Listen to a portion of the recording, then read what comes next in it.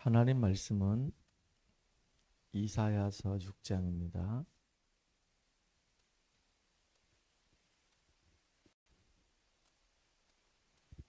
13절 한 절만 우리 같이 합독하겠습니다. 이사야서 6장 13절. 그 중에 10분의 1이 아직 남아있을지라도 이것도 황폐하게 될 것이나 밤나무와 상수리나무가 배임을 당하여도 그 부르터기는 남아있는 것까지 거룩한 씨가 이 땅에 부르터기니라 하시더라. 아멘. 오늘 기도 수첩 제목은 미리 응답, 미리 인지라고 하는 제목으로 같이 말씀을 나누도록 하겠습니다. 이사야가 예언을 하게 된 겁니다. 이스라엘 민족이 앞으로 바벨론의 포로로 잡혀가게 될 것이다. 근데 포로로 잡혀간 것으로 끝나는 것이 아니라 70년이 지나고 나면 그 이스라엘 민족들은 다시금 예루살렘으로 돌아오게 될 것이다. 그래서 70년이라는 그 시간 동안에 우리가 해야 할 일은 우리 후대들에게 언약을 심는 것밖에 없다. 그 후대들이 언약 안에서 뿌리 내리면 결국은 그 복음에 뿌리 내린 그 후대가 세상을 살릴 것이다. 앞으로 되어질 일들에 대해서 미리 보고 중요한 인재들을 미리 복음으로 키우라. 그런 얘기를 했습니다.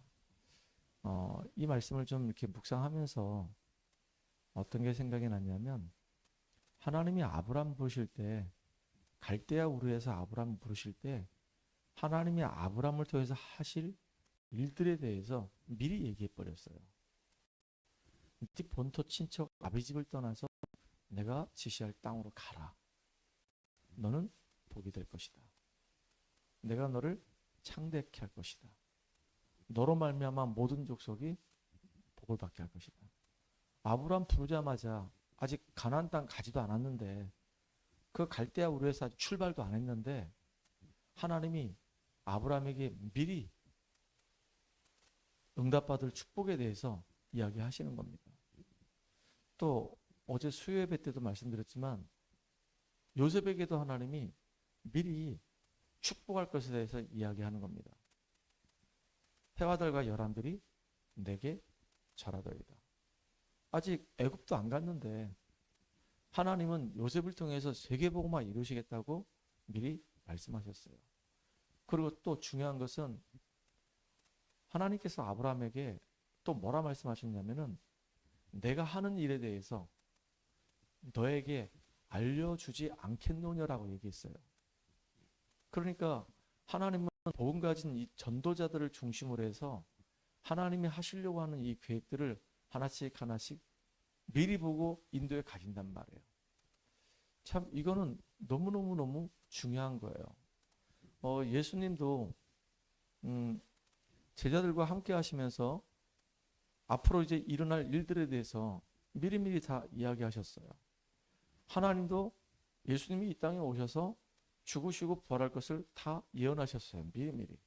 벌써 창세기 3장 15절부터 이사야 7장 14절 보게 되면 예수님이 이 땅에 오셔가지고 우리의 인류의 모든 죄를 대속하시고 그분은 죽으시고 그분은 부활하셔가지고 결국은 세상을 살리는 역할을 할 것이다 라고 하는 이미 벌써 되어질 일들에 대해서 다 예언이 돼 있단 말이에요. 그 예언대로 예수님이 이 땅에 오셨어요. 그리고 예언대로 예수님은 우리의 모든 문제를 해결하기 위해서 죄가 없는 그 몸으로 십자가에 죽으셨어요. 그리고 성경에 약속하신 대로 3일 만에 그분은 부활하셨어요. 그리고 제자들을 감람산에 불러서 40일 동안 하나님 나라의 일에 대해서 말씀하셨어요. 그리고 승천하시면서 중요한 얘기를 하셨단 말이에요. 예루살렘을 떠나지 말고 내게서 들은 바 아버지께서 약속하신 것을 기다리라. 몇 날이 못 되어서 성령이 임할 것인데 너희들이 성령의 충만함 받으면 예루살렘과 온 유대와 사마리아 땅끝까지 이르러서 내 증인되리라 라고 말씀하셨거든요. 이미 벌써 되어질 일들에 대해서 예수님이 말씀하신 거란 말이에요. 미리. 그 초대교회 이 성도님들이 마가의 집에 모여가지고 그 성취될 약속의 말씀 붙잡고 뭐였냐면 기도하기 시작하는 겁니다. 기도했는데 어떤 일이 벌어졌죠? 사도행전 2장 1절로 47절에 보니까 약속하신 성령이 막 물붓듯이 막 부어지는 겁니다. 바람 같은 불 같은 성령이 막 임하기 시작하니까 이 초대교회 이 성도들에게 너무 은혜가 임하니까 가만히 있을 수가 없는 겁니다. 밖으로 뛰쳐나가서 막 복음을 막 증거하기 시작하는 거예요. 근데 그때가 어떤 때냐면 오순절 이 절기를 지키려고 전 세계에 흩어진 디아스포라들이 유대인들이 쫙 예루살렘으로 모여서 막 바글바글 할 때입니다.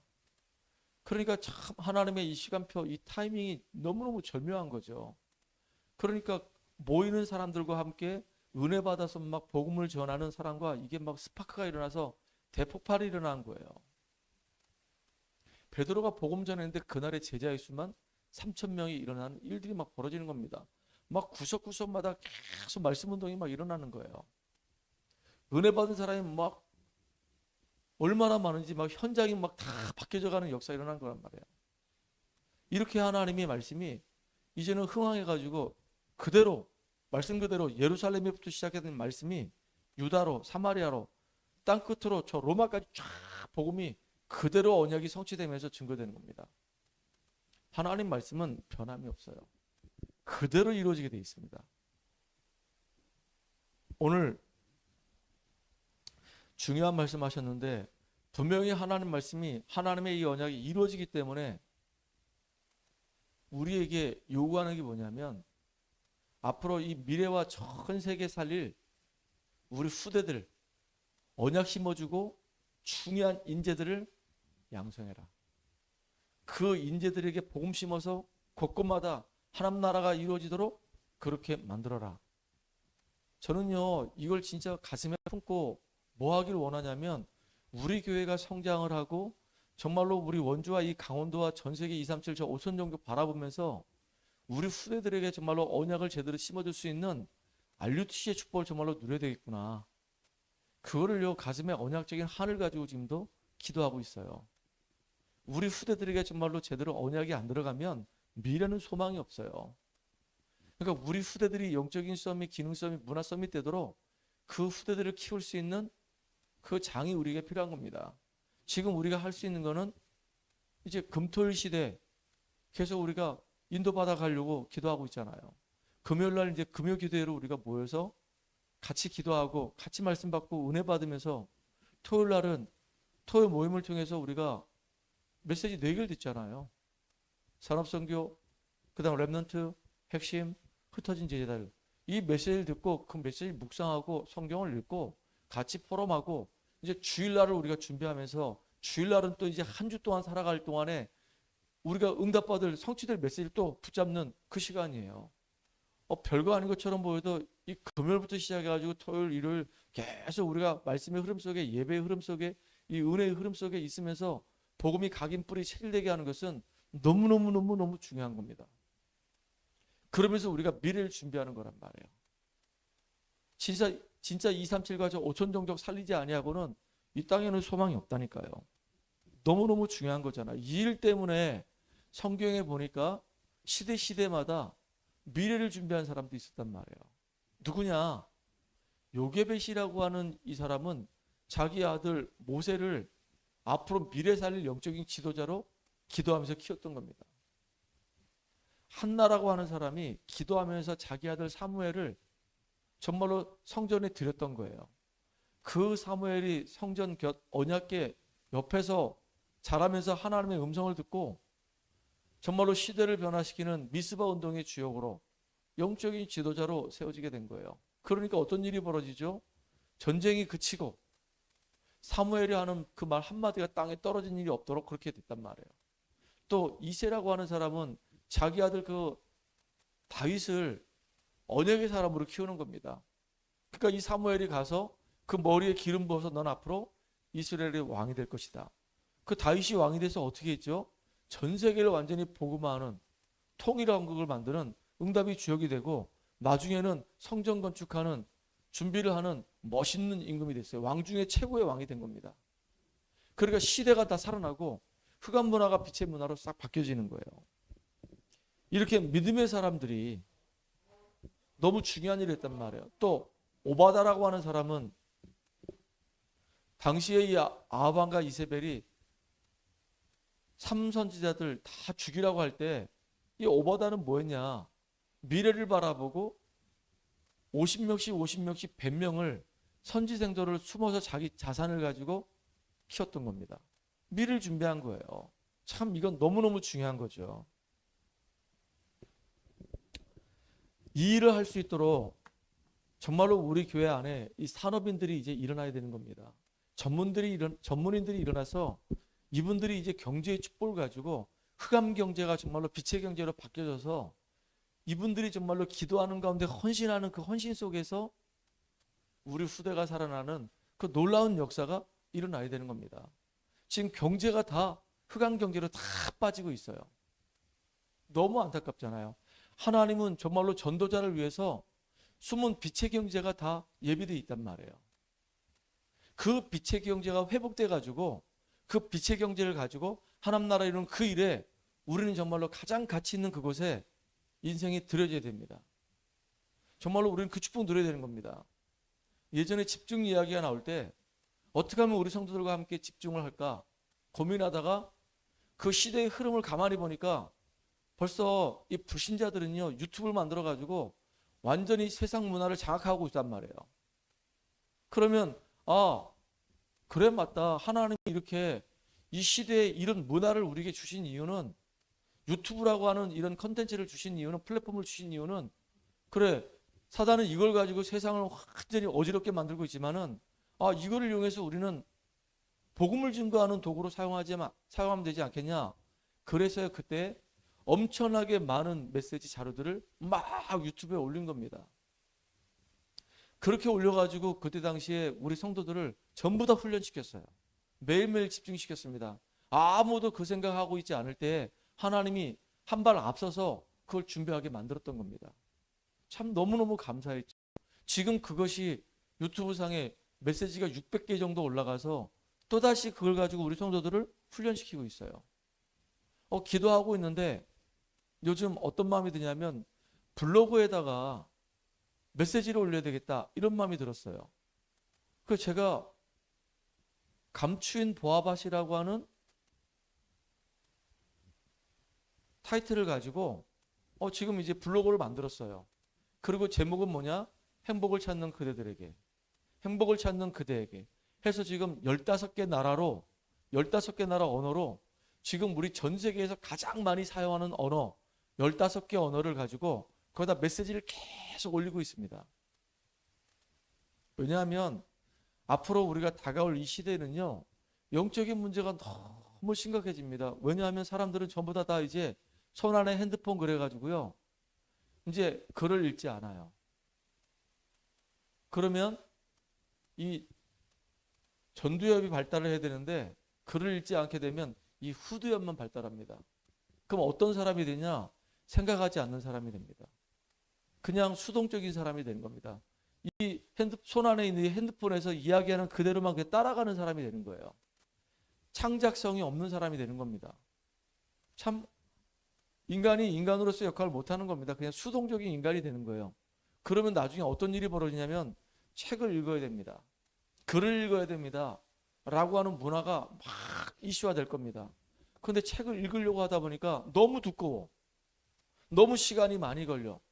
그래서 딱 손 안에 5분 정도의 내용을 가지고 꼭 신문의 칼럼처럼 간략간략한 거 그냥 딱 읽으면서 한 5분 정도 10분 정도 안에 딱 끝날 수 있는 거로 이렇게 사람들은 뭔가 이렇게 이슈가 있는 메시지를 읽을 시간표가 오겠구나. 이게 이제 보여지기 시작하는 겁니다. 그 가만히 사람들이 앉아가지고 맨날 보면 예능 보고 드라마 보고 뭐 게임하고 그럼 이 뇌가 다 이제 죽어가는 겁니다.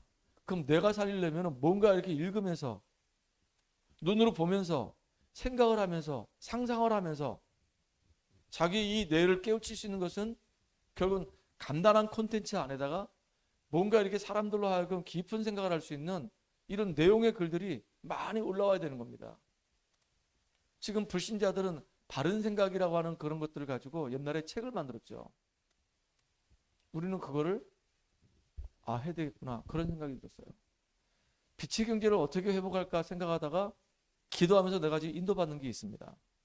아직 내 손 안에 지금 증거가 없기 때문에 뭐라고 얘기할 수 없지만 저는 분명히 이게 시대의 흐름이라고 보고 기도하면서 지금 인도받으려고 하고 있습니다. 분명한 겁니다.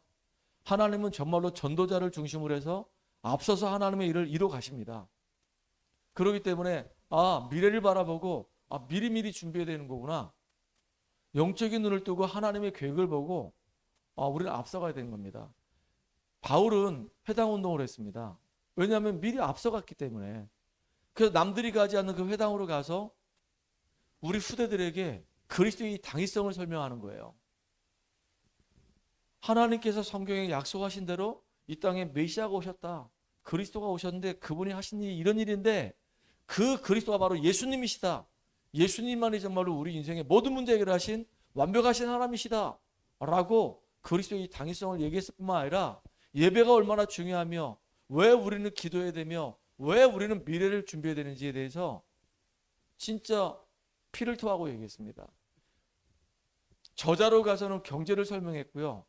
이렇게 중요한 서원에서는 이 후대들에게 앞으로 이제 일어날 정치들에 대해서 사회에 대해서 미래에 대해서 이야기하면서 그렇게 중요한 미래 인재들을 양성했단 말이에요. 그러니까 시대가 살아날 수밖에 없는 겁니다. 로마 시대에 250년 동안 예수 믿는 사람들이 어마어마하게 핍박을 받았거든요. 사도들 모든 제자들은 다 십자가에서 다 예수님과 똑같이 죽었습니다. 순교했습니다. 근데 기독교가 다 무너지는 것처럼 보이는데 놀랍게도 250년 만에 완전히 기독교가 세상을 살려버렸어요. 이런 인재 양성이 너무너무 중요한 겁니다. 언제 해야 되냐? 지금 해야 됩니다. 우리가 기도하면서 이제 준비해야 되는 겁니다. 미래를 바라보고 오늘을 정말로 준비해야 되는 겁니다. 어느 정도로 우리가 미래 인재를 준비해야 되냐? 진짜 영적인 싸움이 되는 거예요. 세상의 싸움은 우리가 사람과 싸움하는 게 아닙니다. 세상에 공중거지 잡고 있는 이 악한 사단과 우리가 영적인 싸움이 되는 거예요. 우리 성도들도 마찬가지입니다. 삶의 현장에 가보면요. 정말로 이 사단이 얼마나 교묘하게, 얼마나 악랄하게, 얼마나 간악하게 역사하는지 모릅니다. 우리가 영적인 눈을 뜨고요. 속지 않고 영적인 싸움에 정말로 우리가 승리해야 되는 겁니다. 이 축복을 누리는 오늘 되기를 주의 이름으로 축원합니다. 하나님 감사와 영광을 돌립니다. 언약 가진 자에게 하나님은 되어질 응답들을 미리 깨닫게 하시고 또 미래를 준비할 수 있는 또 우리 미래의 인재를 준비할 수 있는 놀라운 축복 속에 있게 하시니 감사합니다. 하나님 정말로 이 흑암 경제가 빛의 경제로 바뀌어지는 시간 되게 하시고 우리 이 교회가 이 지역을 살리는 또 알류트를 통해서 우리 미래의 이 후대 살리는 응답을 누리는 복된 교회로 설 수 있도록 우리 사랑하는 귀한 모든 성도들이 하는 모든 일 속에 전문성을 가지고 빛의 경제를 회복해서 중요한 산업인들이 일어나게 하시고 이들과 함께 미래 살리는 응답들을 누리는 주역되게 하여 주시옵소서. 예수님의 이름으로 감사하며 기도합나이다. 아멘.